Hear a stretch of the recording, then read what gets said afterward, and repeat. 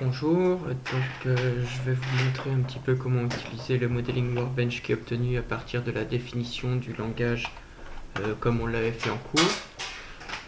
Donc ici on a un premier modèle de test de notre système booléen où on voit différentes portes et des connecteurs entre ces portes, chaque porte ayant des ports ici d'entrée et de sortie. On a ici le fichier AIRD qui représente une vue graphique en fait, de notre modèle. Et en fait, sur cette vue graphique, on a différents calques. Donc là, c'est notre calque de base. Et sur ce calque de base, on peut mettre des informations qui représentent l'animation du modèle. Donc ici en particulier, on a un calque animation qui permet de montrer la valeur qui se trouve sur chacun des ports d'entrée et de sortie de notre système. Donc là, c'est l'état initial qui n'est pas forcément cohérent. On peut changer les valeurs initiales qui se trouvent sur notre modèle. Donc ici, je peux passer la valeur là à faux. Voilà. Une fois qu'on a fait ça, on va pouvoir demander l'exécution de notre modèle. Donc pour ce faire, on fait clic droit dessus, Debug As et Debug Configuration. Je ne sais pas si vous voyez la fenêtre, mais quand on est dans la configuration ici, on peut créer une nouvelle Gmock Execution Model Configuration sur lequel on va lui renseigner le modèle à exécuter et le langage dans lequel on veut l'exécuter.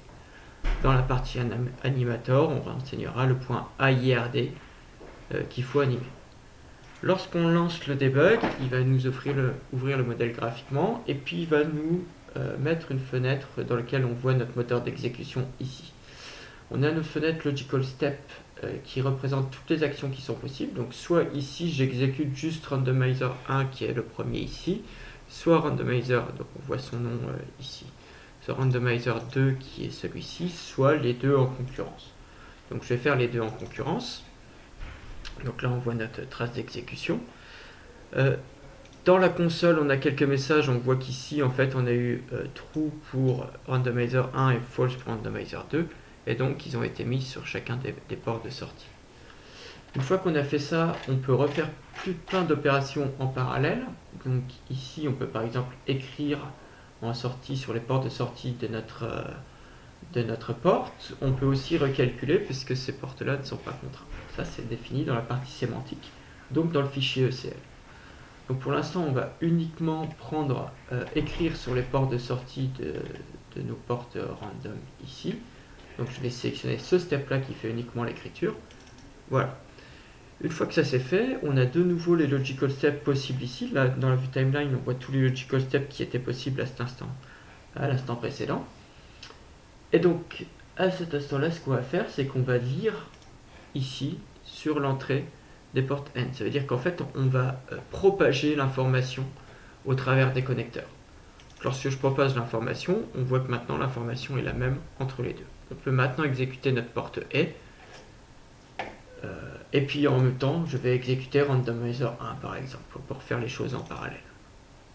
Donc voilà, c'est fait. Je peux maintenant donc lire ici pour propager le false à cet endroit. Alors, je vais prendre quel pas logique. Peu importe, ils sont tous valides. Hein, c'est juste que je choisis celui qui fait le moins d'opérations possible pour montrer ce que j'ai envie. Donc, je prends celui-ci. Voilà, je vais lire note 1. Voilà, ça c'est fait. Maintenant, je peux exécuter note 1. Et on voit que note 1 s'est exécuté et donc il a modifié la valeur en sortie du port. Là, quelle valeur que je peux aller écrire dans le connecteur ensuite. Si on n'a pas envie de le faire à pas, on peut bien sûr choisir n'importe lequel de ces modes de simulation, par exemple aléatoire, c'est-à-dire qu'il va choisir parmi toutes les choses potentiellement concurrentes ici de manière aléatoire. Donc je le lance et là on voit qu'il est lancé et donc il est en train de simuler, de faire évoluer notre système de manière cohérente. Voilà, vous devriez pouvoir reproduire ce comportement-là. Et à partir de ce comportement-là, vous devriez essayer de comprendre justement quelles sont les valeurs ici qui ont été proposées et comment restreindre l'ensemble de ces valeurs. Par exemple, comment faire un système synchrone à partir de la sémantique qui a été donnée dans le point ECL. Je vous remercie.